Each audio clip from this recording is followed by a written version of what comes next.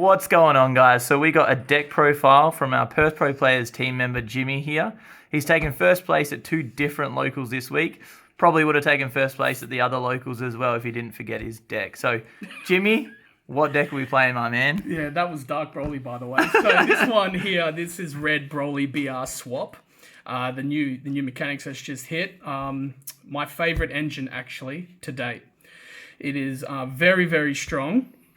As you can see here with the leader, I'll just get straight into it. Activate main once per turn. You can take a life, add to hand, and he gains critical. Huge, huge. Next activate main he has underneath is you look through your deck for a 1-cost red extra card and add it to your hand. So this is where it comes into play. We go Planet Vamper. That's the main extra card you want to hit, guys. This is your field card that you want to have out turn 1. If you miss it, then you're going to be put back to like a second turn. It's just going to screw you up. You need to hit it turn 1, otherwise, yeah, it's all downhill. This is an aggressive engine, and it's very, very good once it gets going. So you take a life for this once you play this out, and you look up to the top 7 cards from your deck. You add either a Broly BR, 5 costs, well, a Broly BR, a Bar, a Golemite, which is a 5 cost or less, and play it to the field. Once you play it, then you got to drop 1 card from your hand. So these are the cards that you hit off that, which is the 3 Golemites, the Bars, and the 1-drop Brolys. I play 4, 4, and 3, as you can see right here. I'll just move that out the way. So once you hit these out, this is the 1-drop Broly. This is the one that you want to see basically turn 1. As soon as you bring out the field card, you hit your 1-drop baby Broly here, and then he can straight away swap into the 3 at no extra energy cost.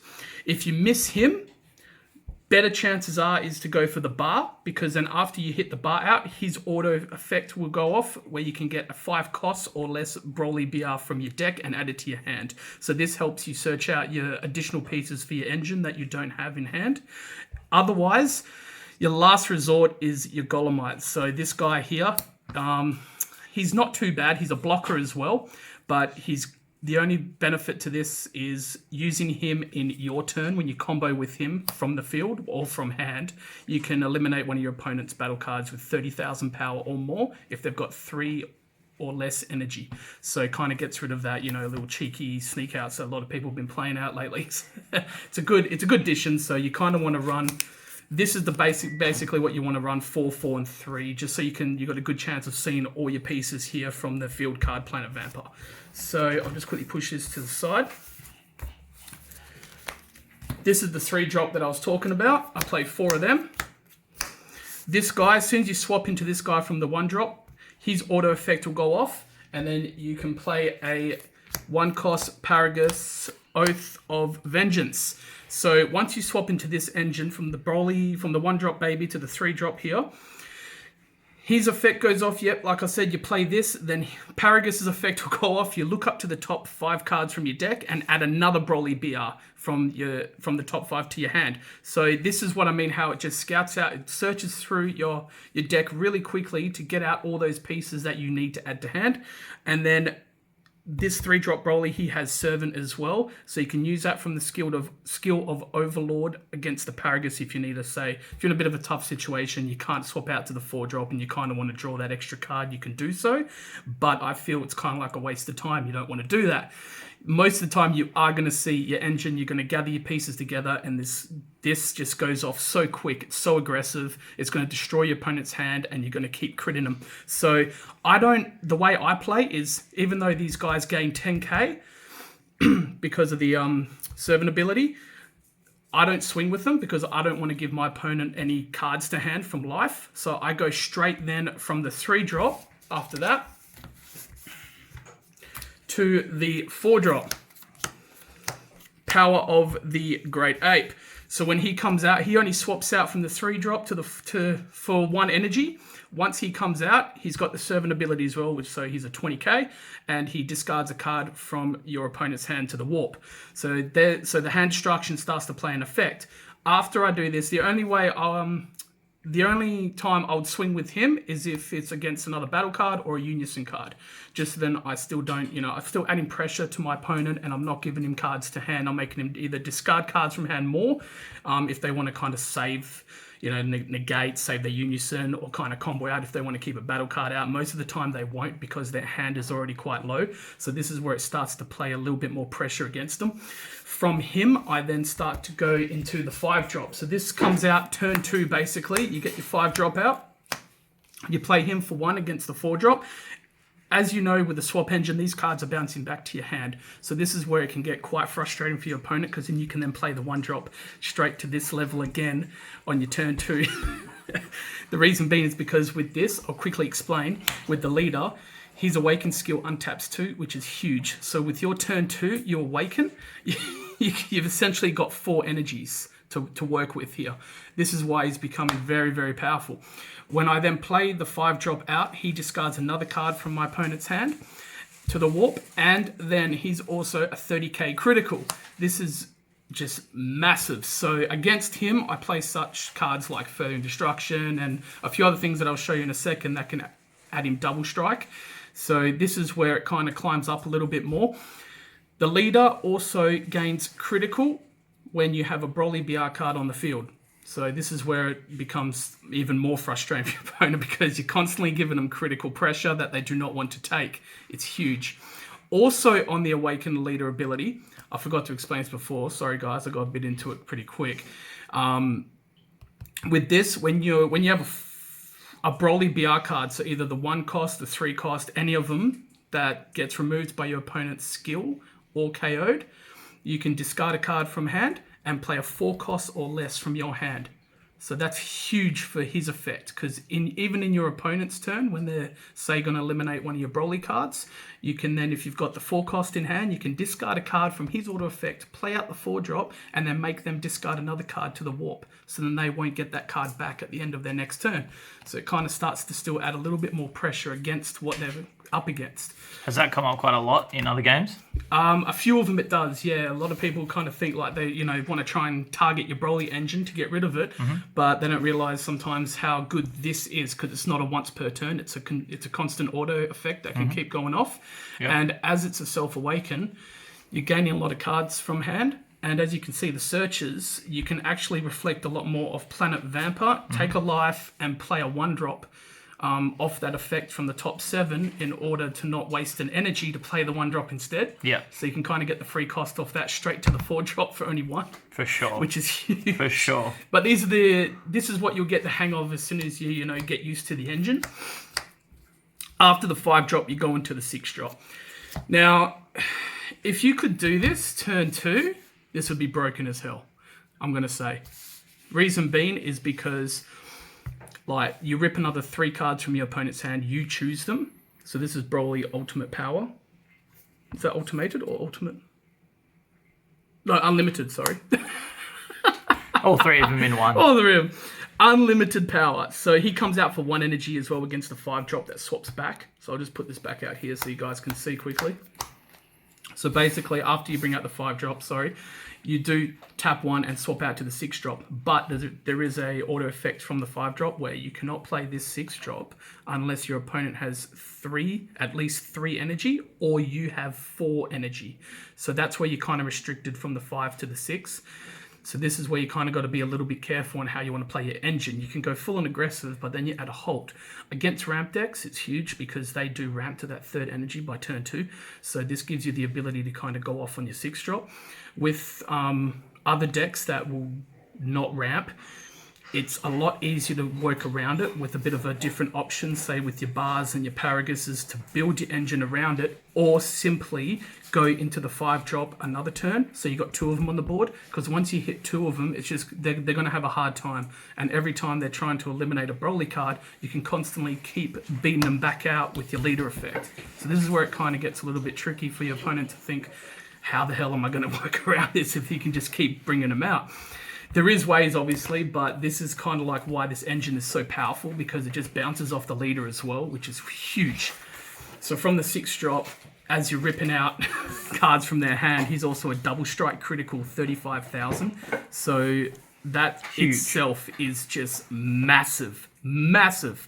So basically, this is a turn 3, and from that, after your opponent, you can then bounce the 8-drop secret rare out from the 6-drop. So when you get the secret rare out, his effect is that he puts the 6-drop straight from the battle area to the drop.